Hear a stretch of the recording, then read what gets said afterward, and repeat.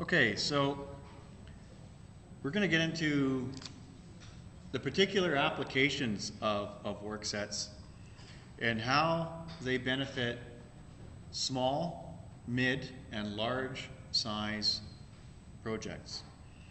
Now, the first one that we're going to look at here on the top of page 4 of our notes is managing the visibility of an area of a project.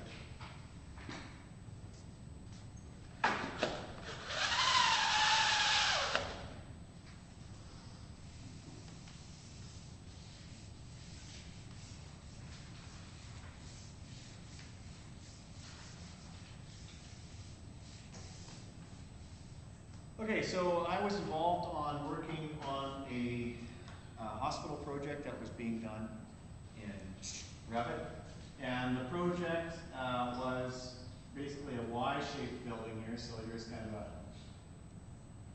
isometric view of this thing. So we had this really, really large project, and there was a lot of data. I think the central file was like 800 megs. It was a huge project. And so what we found was that having the entire project on at any given time was kind of more than our machines wanted to handle. So what we did was we created work sets for each side or each wing of our project. So what we did is we made a south and then a northwest and a northeast work set. So we had things like southwest exterior, southeast exterior, and then actually it's northwest and northeast, and then south exterior. And so what we did is we had this sort of prefix at the beginning that indicated which wing of the building the work set was to be used with. And so we had quite a few work sets on the project, but the advantage was, and the advantage is, with projects where work sets have been enabled, is that you can close work sets. Now, when you close a work set in Revit, the work set gets hidden from your view because it's not even being loaded into memory.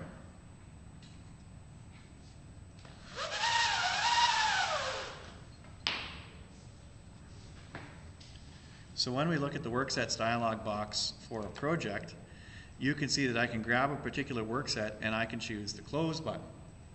So if you close a work set, that data is flushed out of memory. And so on projects where you find that it's getting a little bit slow, if you close a work set, that will get that stuff right out of memory. We live in an era where, it's not uncommon to have a workstation in an office that has 24 gigs of RAM. Now that we're into the 64-bit era, having all of those extra work sets has become a little bit less of a requirement. But if you decide that you really want to speed things up on your project, create work sets for each of those different areas, those geographic areas of your project, and then you can close them. Now, what's more common, and it's as I was showing you in my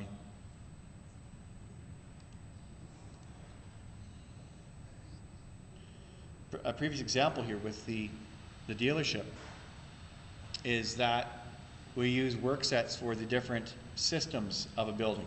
So that is the exterior versus the interior versus the structure. So if we go and look at, so I'm just going to pull up the 3D views of this thing here. So here's my 3D view, and what most offices use work sets to do is to control the visibility of, say, the outside versus the inside. So when we were doing our work with the structural engineer, we could have a meeting where we could put Revit up on the screen. And so what I'm doing here is I'm going to go through it and I'm going to hide the work sets that I don't want to see right now. These are all not visible anyway. So interior and exterior is hidden, and my structure is being shown, and my subgrade structure, I want that to be shown. And I'm going to turn off my site work set as well.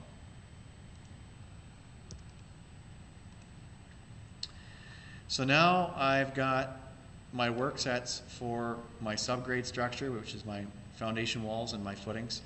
And so this was a way that we could track the load paths down with our structural engineer. So we had the existing glue-lam beams here that you see in gray, and then the new structure around the outside with steel beams. And so this way we could make sure that everything is getting properly supported. Now, if you want to just have a look at the inside of your building and just look at the layout of everything that's going on, we can turn on the interior, and then the structure is not in the way. So now we can see inside the building, because all of the exterior walls have been hidden, but the interior walls still appear. So the nice thing about work sets is that you can have your exterior walls versus your interior walls, and have some of your walls shown while some of your other walls are hidden. So it's a nice way that you can break things down so that you can look at them on a work set by work set basis. So the other things that we use work sets for is to deal with a linked CAD file or a linked Revit model. So in your work sets, when you bring in a CAD file from your consultant, that CAD file can exist and be stored in a work set. So just like when you bring in an XREF, an external reference in AutoCAD, that external reference is on some layer. And if you freeze that layer, that XREF disappears. So any of you AutoCAD users know that. So if I put a CAD file in Revit on a particular work set, and then in that view, I go to the work sets, and I find the work set that the CAD file has been put on, and I hide it, that CAD file will be hidden. Same goes if you link in a Revit file from, like you link your site into the building model. In your building model, if you want to hide the site, you can hide it by putting it on its own work set.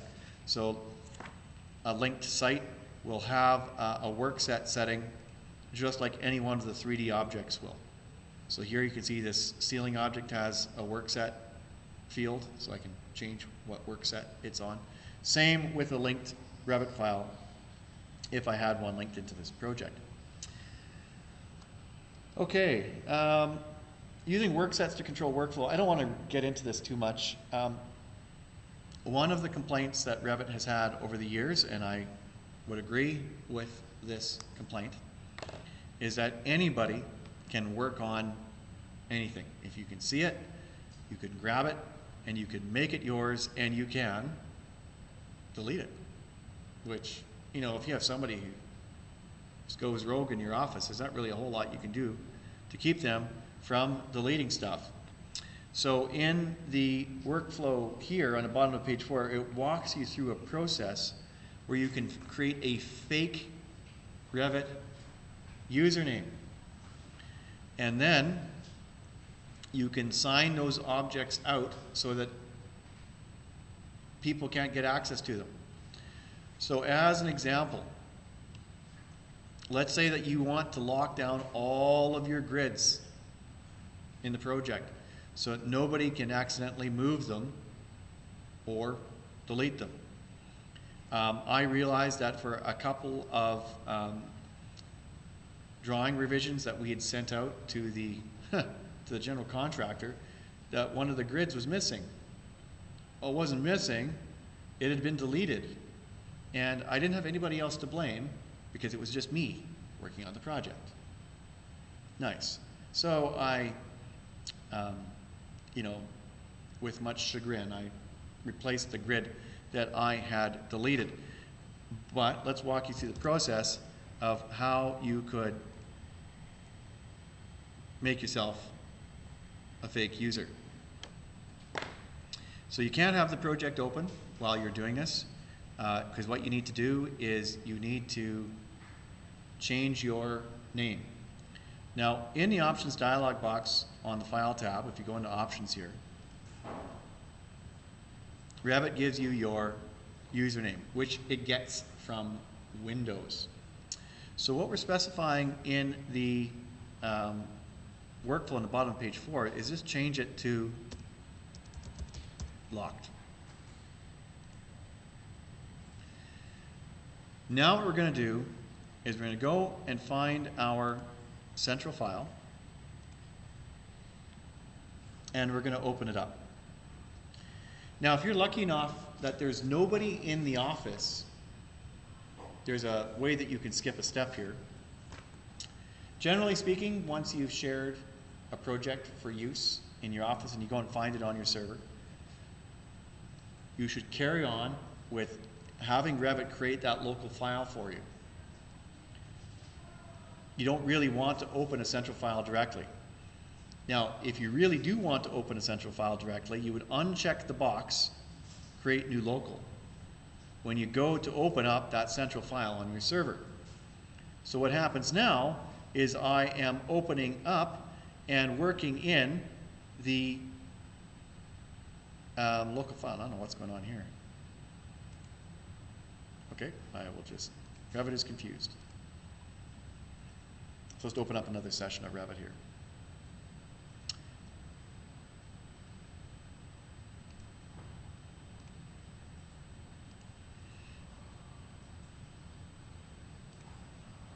Actually, I don't need to do that. Close, all right.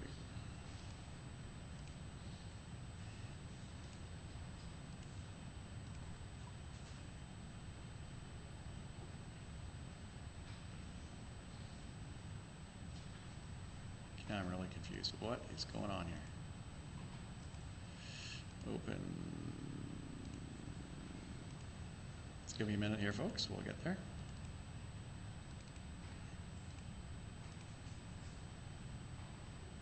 Okay, so I am opening up the central file directly. Now, why is this not recommended? Here's the thing. If you're working in the central file directly by unchecking the Create New Local box when you go to open it, so I'm working live on the central file. Now, this is all well and good until somebody in your office does a save to central. So if somebody in your office does a save to central while you are working in the central file, Revit won't let you save. It'll say somebody else has saved to central while you've been working, so now what? Well, it means you have to go to the Save As dialog box and just save what was your central file. Save it to your own computer, do a Save As. You're creating a local file. So if that happens, you go to Project here and you save it somewhere else, and this will become, you know, a local file on your computer. So it's not the end of the world. It just means you have to go to the process of saving to your computer and then saving back to central again. But if there's nobody in your office, you can do it safely. So here's what I'm going to do. I've opened up the central file. I'm going to click one of my grids here, and I'm going to use the keyboard shortcut IC for Isolate Category. And this will work on your computers. IC, Isolate Category. So what I'm going to do here is I'm going to select all of these grids. Now remember, I am working under a bogus username. So in my Revit options, I've changed my name to locked. So what I'm going to do is I'm going to grab all of these grids here, select them all, and then I'm going to right click on these selected objects and say make elements editable. So what that means is I'm telling the central file, these objects right now are mine. And I'm wearing locked on my t-shirt right now. That's who I am. I am the locked user. So now these objects are signed out in the name of a user called locked who doesn't exist. I mean, we're just making him for the time being. So that's it. So now what we do is we go to File and then Close. And Revit says, do you want to save changes? And we hit yes. And that's it. We're out. But don't forget, you need to go into your Revit options. Before you go and open up your project, you've got to go back into your Revit options and change your name back to what it was before. So now that we've changed our username back, we'll be able to go back and open our project here. If you forget to change your Revit username, Revit is going to give you a little nasty message, and I'll show you what that message would be. So if I changed my name right now to locked, so let's say I forgot to change my username.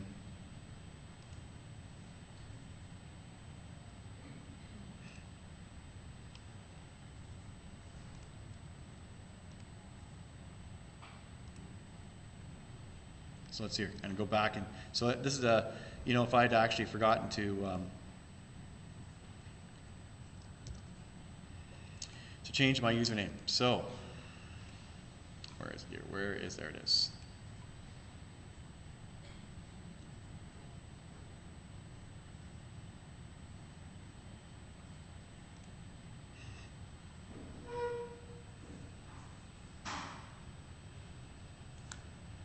It didn't do it. Okay, not sure why, but Revit did not give me the warning message, which it should, which should say, this has local file has been made in the name of W. Macaulay, your name is locked, whatever. But that's okay. Not sure why that's not working here. Oh.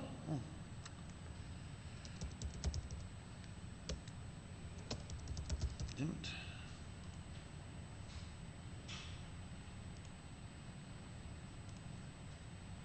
Okay, just give me a second here. I will get this. Just gonna make sure Revit hasn't changed my name here. Okay, good. Okay, so file, open. So when you go and open up your local file and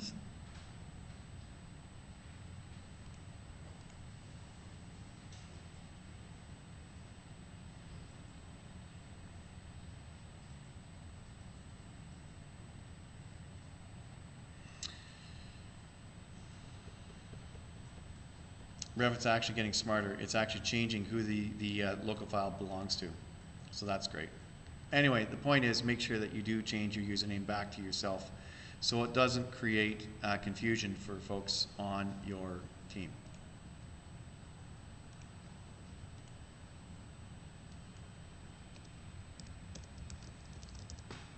All right. So that's the Ghost workflow stuff. Now, page 5.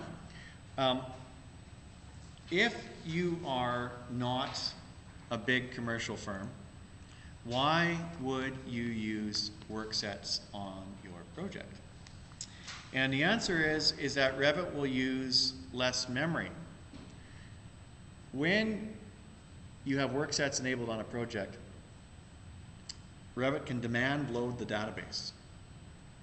So if you have a 250 meg central file, and the view that you're working on only requires you to open up 50 megs out of that database, that's all Revit opens up.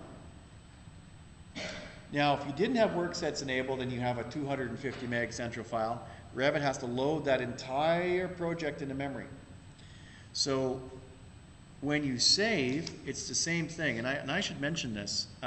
Once you have created a project that has work sharing turned on, both underneath your central file and underneath your local file, Revit creates this backup folder. And what this is, it's a way so that Revit can snapshot your building, your project, at each save. Now, you guys know that when you save projects that you've been working on, that Revit makes all of these numerical copies of the project. So you start off with some sort of project. and then you hit save again. And what Revit does is it takes the original version of project and calls it project.001.rvt. Then you hit save again, and now it writes project.002.rvt. Now, of course, the one without the number on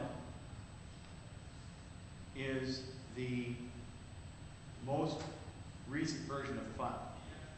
And then the one with the largest backup number on it is the most recent version after that. So depending on how many saves you've got, you could end up with 138 and 139 and project.140.rvt. Now, if each one of these Revit files was 200 megs, that's a whole bunch of space on your hard drive that's being consumed by these backups. So you've got one 200 meg file, but that whole project is taking up 800 megabytes on your disk because of the backup copies, which of course you can go through anytime and delete. Now, as soon as you start using Worksets on your projects, here's what happens.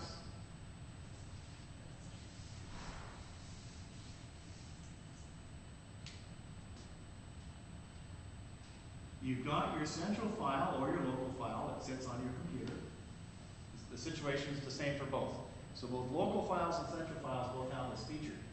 And what Revit does is it creates a folder in the same directory as your central file called the project's name underscore backup.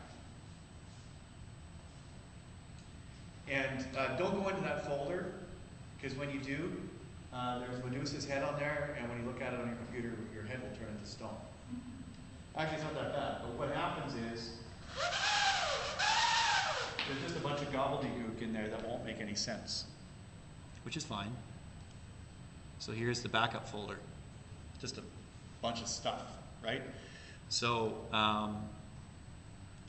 whatever. So it's just going to be a bunch of data files in there that relate to the Revit database. So don't worry about it. But here's the deal.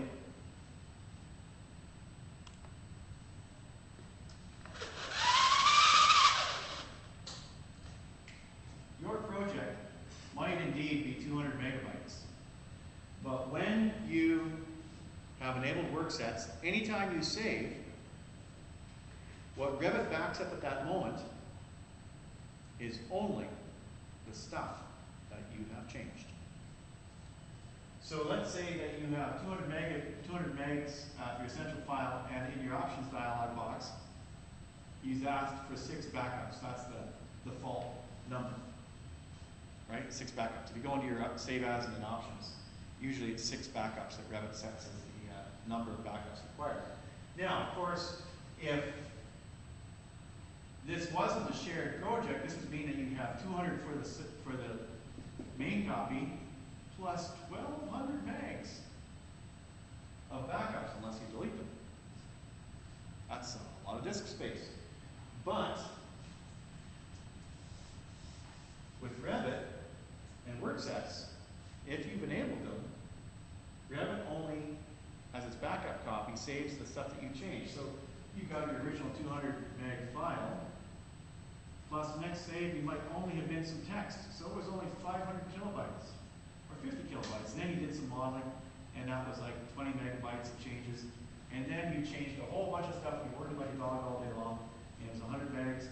And then somebody else came along and added a few doors to the project, so that was like 200K. And so when you add all of this stuff up for 6 backups, chances are, for the original file plus the backups, it tends to be for 6 backups, it's about 2-3 times the space. So it might be, say, around 500 megabytes for 6 backups. So it saves more efficiently, and it saves faster. So if you have only 50 kilobytes of changes that you make, that's all that gets sent across the network. So the saves are really fast. So it uses less memory, saves it faster. It's also, as far as the Revit database goes, it makes it more reliable. So if you're working on a monster house and that monster house gets up 100 megs in file size, use Worksets. It's a better way to roll. And so I use Worksets on my own projects when I am working on significant buildings, even if it's just me that's working on them.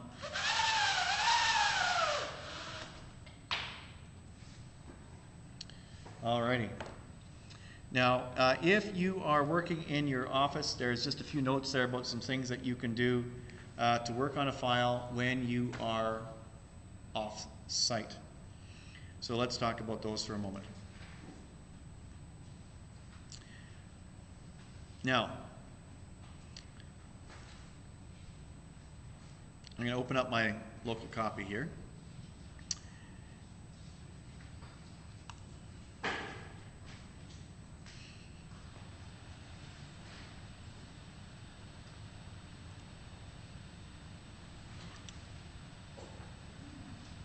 So if I'm off-site, I'm doing some changes with the client, and I'm unplugged, Revit will actually give you a warning. It'll say, can't find the central file. So as I said, Revit is in constant contact with the central file multiple times per second, and the instant that you open up a local file and Revit can't see the central file because it can't see the server, then Revit's going to warn you straight up. So what you can do is you can go into the Worksets dialog box when you're working with your client, and Revit will bark up a warning at you. And you know, if there's nobody else working in your office, this is quite safe. You can go into all of your Worksets. So check all the boxes at the bottom. And again, this is only if nobody in your office is working on the job. And so turn on all the Worksets, go to the very top of the list, pick the title of the Workset name on the left, scroll down to the very bottom, and then shift-click the bottom entry and choose editable. So Revit will warn you once again that this is a bad idea and that you're editing Worksets at risk and yada yada yada. That's fine. Go ahead, hit OK. So now you'll be able to work on everything. You'll have full control over everything. Make your changes, get the client's okay on whatever you're working on, come back to the office, plug back into the network, and do a save to central.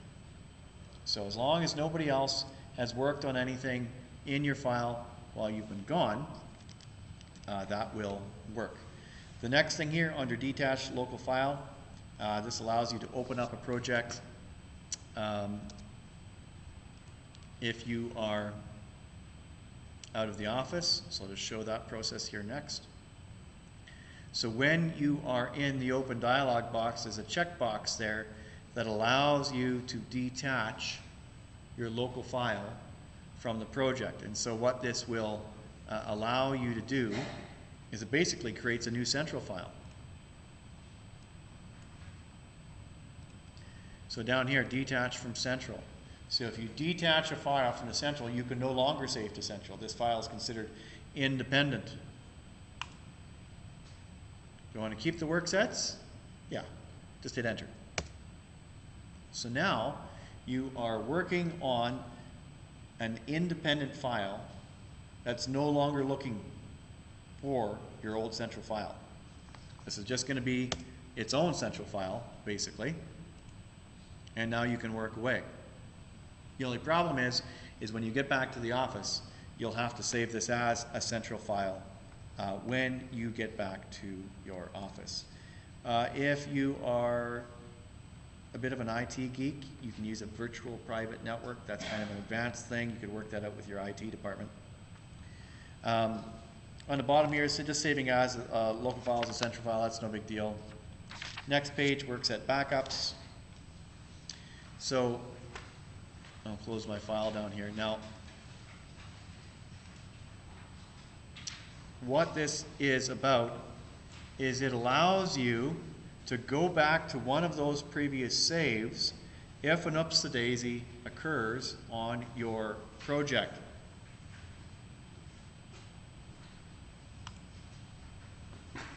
So we talked about how once Worksets are enabled, each time that you save, Revit only adds into the entire database of the project plus that backup folder whatever large or small amounts of changes that you made between that save and the previous save. Now, what you can do is you can also go back and open up the project as it was at these previous save points. So you can roll back the project to an earlier point in time. So let's say in a certain morning, there's something that happens and it was disastrously wrong. So now what you can do is you can go back to an earlier backup before the upsy-daisy and open up the project as it existed before the next save, which saved that awful, not good mistake. So let's look at how that's done.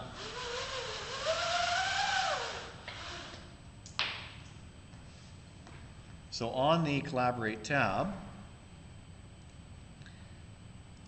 when you're looking at a file,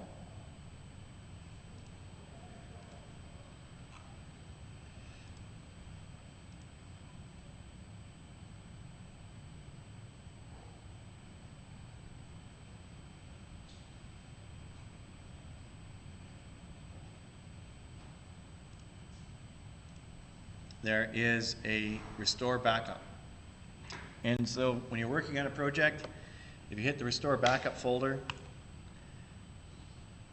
you go and find the directory where your backup folder is found. So you can either look for it on the on your local computer or on the server, it doesn't matter, and open it up. And what it'll do is it'll show you all of the different save times when a save was made. So you can look at it and say, oh, okay, there's the time where the upsy-daisy happened, and then you can provide one of the previous versions that are in this dialog box. Choose it and hit Save As. Revit will then allow you to open up that version of the file so that you can look at it and evaluate if that's the one that you want to go back to. That's the version that you want to go back to. And if that's the case, then you hit the rollback button and you can Walmart your file. You can send it back to a previous iteration once you've determined which save version is the one that you want to use. Okay, over to page 9, purging. Now, on most projects, this is a good idea to do once a week. Just because even if it's just you working on the file, chances are you've loaded some stuff into your database that you don't need. So on the Manage tab, find Purge Unused.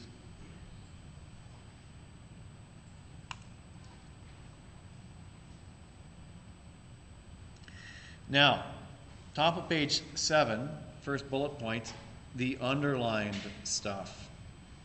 Make sure that you choose, as soon as you go into the dialog box, check None. Because Revit is made by Russians, and they will jettison everything that's not nailed down. So you don't want to just go for it here, because it's going to nuke things that you'll probably need like 10 minutes from now. So just check None. Now what you can do is you can go through and say, oh look, here's some groups I'm not using. Okay. So there's some groups, and if there's none of these groups in the project, it's safe to delete them. They can go. Groups tend to have a fair amount of data associated with them, so they're worth nuking. Windows you're not using. Oh, here I got a couple of skylights I'm not using, and they are, you can see it's a darker checkbox. So you can see here there's some families where the checkbox is dark and other families where the checkbox is lighter. If the checkbox is a darker color, it means that whole family is not being used. Now, if it's a lighter checkbox, it means that there's certain sizes of that family which are not being used. Nuke them all. It just means that you have less window types to scroll through when you are in the window dialog box. Same with your walls. You might have a bunch of basic wall types that you're not using. If you don't need them, nuke them. Same things like with doors. You might have, so here we go, we've got a couple of doors that aren't being used at all, and then a bunch of doors whose sizes aren't being used. So I can get rid of all these other sizes of doors that aren't being used, and they won't show up in my list of doors that I have to scroll through when I'm using the door command. So this just allows you to remove this data.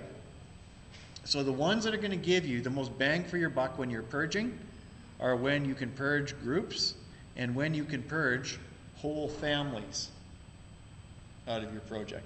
If you're just purging a few sizes, that's just kind of like a management thing. It means there's just less doors and windows to scroll to. No real difference for your project's performance. But being able to take out whole groups and whole families, yeah, you'll get a little benefit in your performance from that. So we'll often go through, look for all of the different boxes here. Oh, look at that, all those dark gray ones. I'm going to get some serious bang for my buck, especially if I can purge complete families from my project. Okay, reviewing warnings. On the Manage tab, there's a little button over here on the inquiry panel. This will show you any ups-a-daisies that you have in your project. So here we've got a room tag that's not inside the room. That's a bit of a problem. I've got multiple rooms in the same space. That's bad. I probably shouldn't be teaching this course because I was the last person working on this project. I got 3 rooms that are in the same space. Way to go, instructor.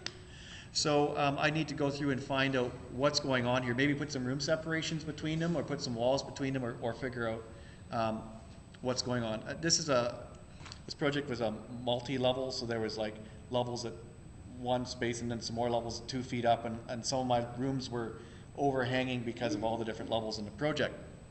So that's part of the reason that you're seeing some of this stuff here. So you want to go through these things and figure out which ones are serious enough to warrant, doing some investigations. So I've got some stairs here that don't meet the maximum rise set. That's because this is a non-code compliant stair in an existing building built by cowboys in the 1970s who didn't care about building codes. So some of these ones I know what they're about, and it's not a big deal. So many of these warnings, they are just warnings, but you don't have to worry about them. If you've got multiple objects in the same place, that's a bit of a problem. I'm looking for some of those. Here I've got an elevation symbol that's got views that are placed on different sheets, so it won't show the page number in the center. So things like that. So go through that and just have a look at the warnings that Revit's presenting to you, and then you can sort it out. Okay, in the bottom of page 7, I don't think I want to spend too much time on this. This is if you're collaborating with another office using Revit. So if you don't want to use the Revit 360 route where everybody spends $200 a month per seat, this is a process where you can use another piece of software that Autodesk provides called Revit Server. I'm not going to discuss that. If you need to know about that, I can talk to you about that by email. Managing link files, I'm going to skip that as well. I don't think that's a big deal. We're going to move on to page 9 and talking about working with linked Revit models. Now what I'm going to do here is I'm going to get you folks to go to the session 10 folder for tonight, and let me just make sure that all those models are there in the share out folder here.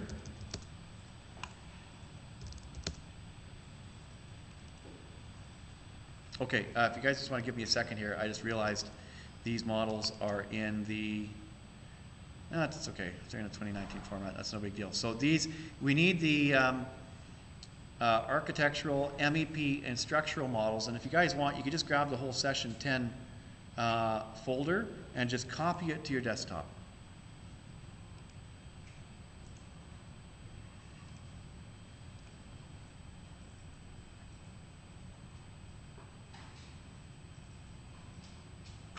Now,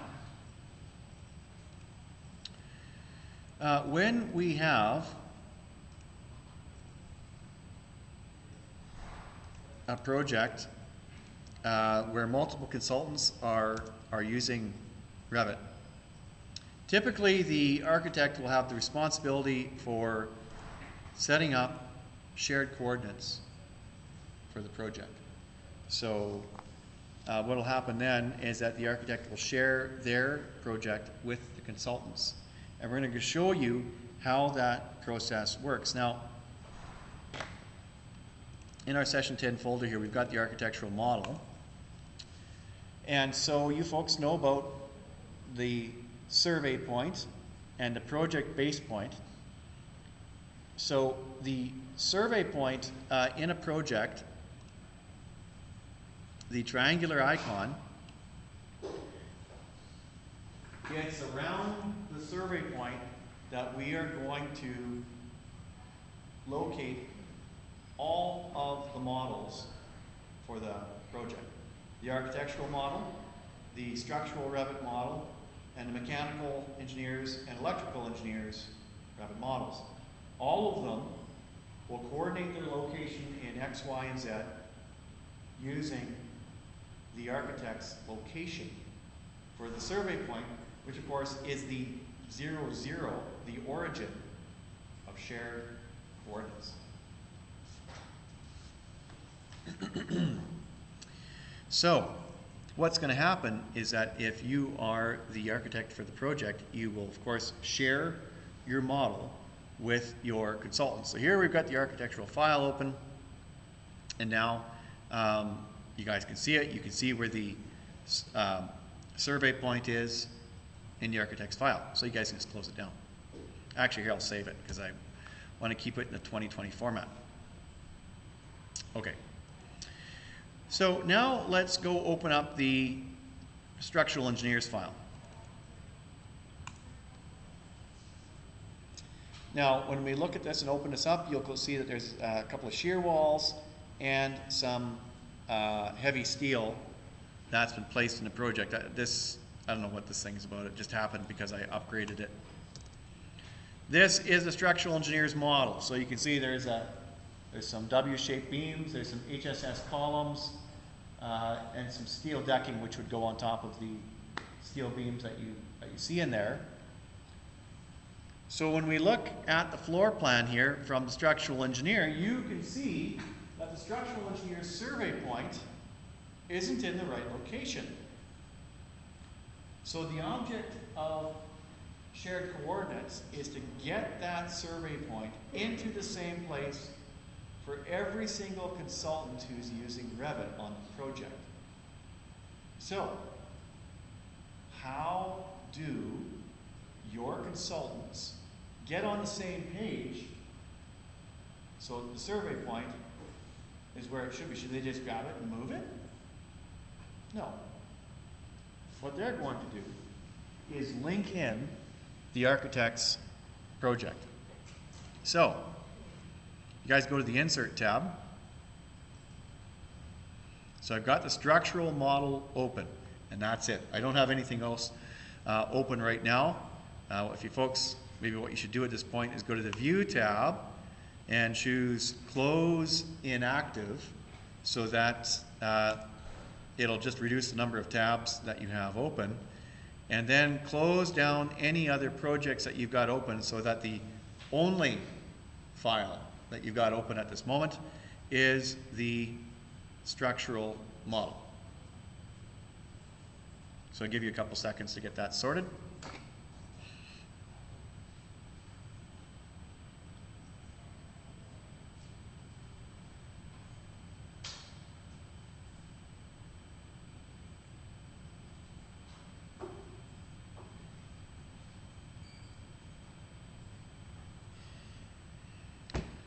Okay,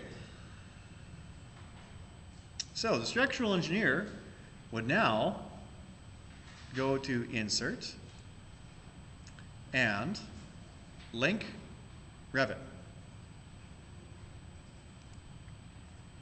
And so now you go into the wherever you've storing that thing here. So here's the structural engineer who's linking in the architect's model. Now, down at the bottom here, positioning. Now, we could say by shared coordinates, but at this point the coordinates aren't being shared. Who cares? Let's do it. Auto by shared coordinates.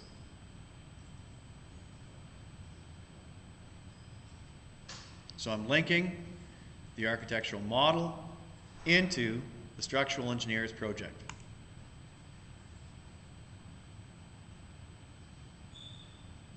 So Revit just plunks it down at some location here. And you see this bounding box? There's our architectural model. So what the engineer has to do only once during the duration of the project is they must move the architect's model into place with respect to their project. So the easiest way to do that might be just to find a grid line intersection and just move it from the grid line intersection to a grid line intersection. Of course, make sure it's the same, same grid line intersection for both. So now they're lined up in plan. Are they lined up in elevation? Probably not. So what we need to do is go into one of the elevation views and just confirm what's going on. So indeed, you can see here the architect's model isn't at the right elevation either. So once you've gone into an elevation or a section view, we can use the move command and move the architectural levels so that they line up with the structural levels.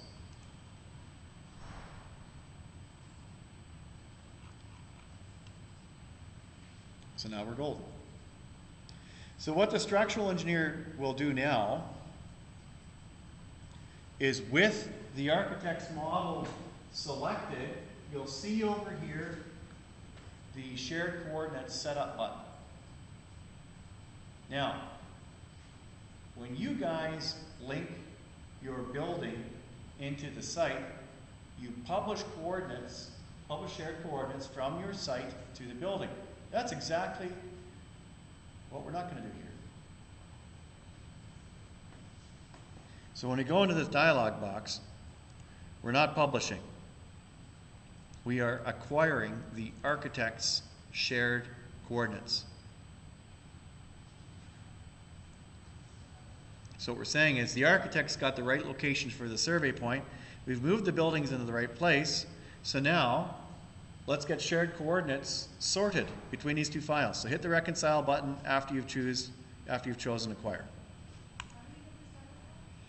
You click on the linked architectural model and then go to the shared site button in the properties palette. And then you will choose acquire. So that takes you over to page 10.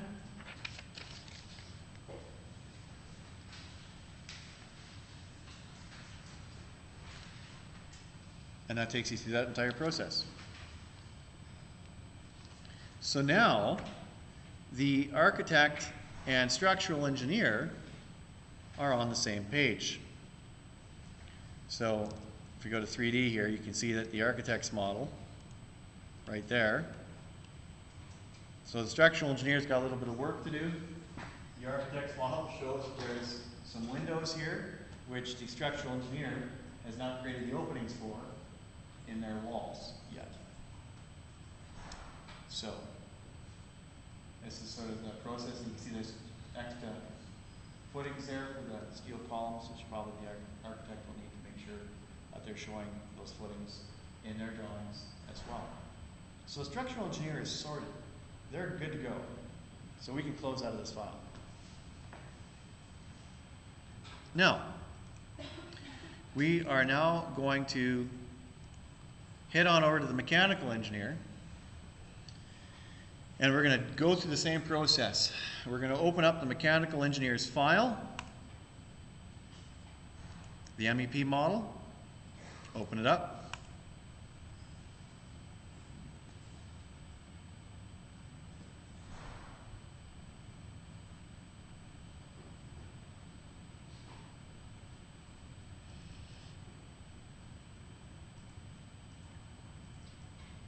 And this is the same case as before. The mechanical engineer will import the architect's model, link it in. So go into the floor plan view here, and all you can see is there's just grids and ducts, nothing else. So in the mechanical engineer's model, same thing, they'll go to the Insert tab, and they're going to link in the architect's model. And again, you can see auto by shared coordinates, and Revit will give you the same message that they don't share their location.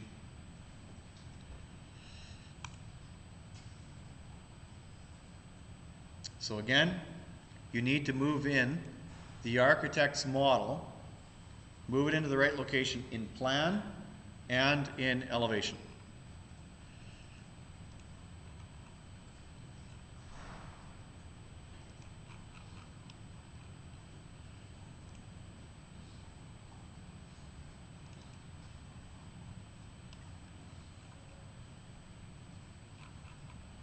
So it looks like in elevation, everything's sorted out, so that's good. So once you've got the architect's model, so it's in the proper location with respect to the mechanical engineer with the grids and levels, put your cursor over the edge of the architect's model so you can see the blue bounding box. So you can select the architect's model, and same thing, acquire coordinates from the architect. This means that the mechanical engineer is getting shared coordinates from the architect. And of course, what you should note here, and before I do this, I'm going to turn on the survey point, which is off. So notice, here's the architect's survey point in gray. Here's the mechanical engineer's survey point in blue, not in the right place. So as soon as I acquire shared coordinates from the architect, Revit moves the survey point in the mechanical engineer's file so it's in the same place as the architect's file.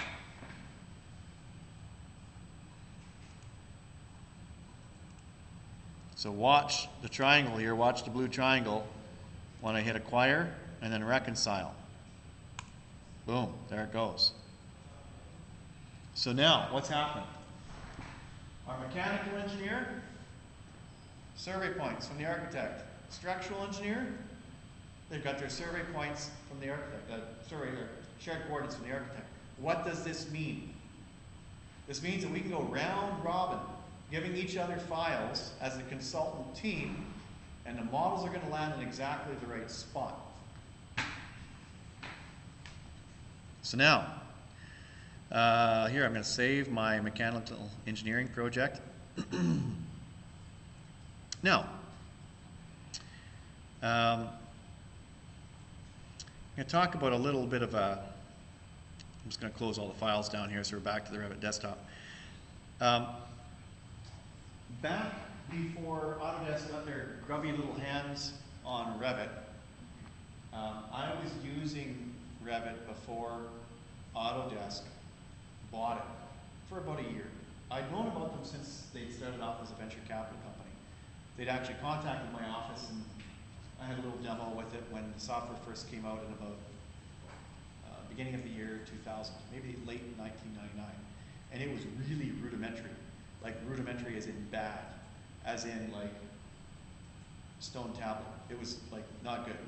And I said, we're not using your software 2 years later. It was like, holy cow, this is awesome. So back then, the developers of Revit, these Russian guys, really were going to make this software work for everybody. Like the only thing that you were going to need is Revit. Then Autodesk got in, and they were like, no. We're going to make a special version for the general contractor and a special version for the architect. Everybody's going to have to buy their own $5,000 version of the software. We're going to be raking in the dough. That's Autodesk for you. So Revit, you know, because we've got all these models, we can check to see if, say, the structural engineer's beams are running into what? So if you folks have done coordination, who are the two consultants that cause the most problems? Structure and, I don't know yell at once. Plumbing, yes, plumbing, or HVAC, right? So your mechanical engineer stuff and your structural engineer stuff are always getting in the way of each other. Now in Revit, it would be nice if we could have our architectural model open, bring in the structural engineer's model, bring in the mechanical engineer's model, and check between those two linked files to see if there's conflict. Because if it's going to be anywhere, it's going to be between structure and mechanical. Unfortunately, you can't do that. This next part of Revit here, interference checking on the top of page 11. This is where Revit can check to see if two objects are overlapping at all in 3D space. It's an interference check. Revit can do interference checking between the currently open model and one linked model. That's it. Revit cannot do interference checking between two linked models. And right now, there's a Russian venture capitalist who's rolling in his sleep because of this. It's not happy at a subconscious level. But I can't help it because the software company got blown out by Autodesk. So, if you want to do interference checking between your structural engineer's project and your mechanical engineer's project, you might as well just open one of their files up directly. So I'm going to open up the structural engineer's file, which has the architectural model linked in. Now, what I'd like to do is just kind of hide the architect's model for the time being. So if we go to the Manage tab, and you find a Manage Links button, here it is here, Manage Links on the Manage tab. What we're going to do, we're going to select our architectural model, and for now we're just going to unload it so it's out of the picture. It's a quick way of hiding the model, this linked model, in all views. So Revit's saying, hey, you know, you are going to hide it. We're not removing it, which would delete it from the project. We're just unloading it for the time being. There. Architect's model is gone. But now, structural engineers on the same page with shared coordinates, so is the mechanical engineer. So now we can open up the structural engineering file, go to Insert, go to Link Revit, link in the MEP file by shared coordinates, and it's just going to, bam, land exactly where it's supposed to. So in the structural engineering file, go to Insert Link Revit and link in the MEP model. And we're going to position it by shared coordinates, and it's going to land in exactly the right place. So here Revit is showing you that there's some nested linked models which are coming over, which is no big deal. So there is our, I'll just turn on shading here. There is our MEP model. And look, there's some conflicts. Surprise, surprise, they're at it again. Another one up here. Now visually we can see that there's some conflicts, but Revit can check for you if it's, you know, hidden by a slab or something like that, and you can't always see where these conflicts are happening. In a large project where there's lots of structure and lots of mechanical systems, you can get Revit to run this check. So on the Manage tab, no, on the Collaborate tab, you have Interference Check. So we're going to choose to run an interference check. So Revit can run this check between the currently open file and one linked file. So you got these two columns. So you can run interference checking between items in the same file if you're modeling everything in one project because you were an architect, a structural engineer, and a mechanical engineer all rolled into one. But typically, depending on different consultants for this. So I'm going to grab stuff from the linked file here. So there's our linked file. So I'm going to grab everything from the linked file and check it. And I'm going to grab everything by hitting all from the current file and check it. So now Revit is running a check between all geometry in the currently open file and all geometry from the linked file. Hit OK. Revit will now show you a list of all of the conflicts, and you can open them up, and when you check on each one of the members in there, Revit will turn it orange, and if you can see it on your screen, it will appear, and you can see where those conflicts are occurring. Now, general contractors use a program called Navisworks. And Navisworks is purpose-built for doing this kind of stuff. Navisworks is a 3D model viewer that does interference checking really, really well. And it's also owned by Autodesk. Navisworks was their own company, another venture capital company out of the UK.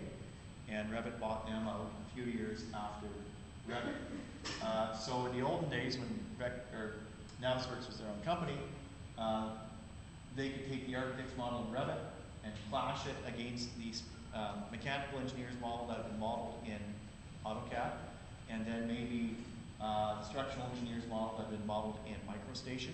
So it was a multi-platform 3D clash detection platform. So now, of course, Autodesk is sort of not so much supporting those other software platforms anymore, and has really made it a platform for doing clash detection between various software platforms in the Autodesk ecosystem. So Navisworks, if you Google that, and if you're in the contracting realm or your general contractor is interested, they can buy Navisworks, which is $5,000, and use that to do clash detection instead of the $5,000 version of Revit, which does it just as well. At least for basic detection's sake. So at the bottom of page 11, what you simply need to do is take the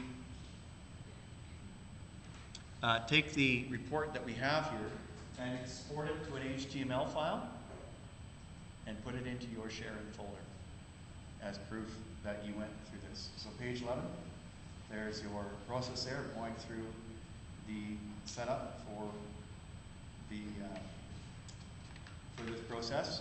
And if you haven't followed through it all, do that, and then export the file here, the interference check file, put it into your sharing folder. So we'll give you guys 10 minutes to set that up, and then we've got a little wrap up at the end, and then you folks will have some time to work on your term project.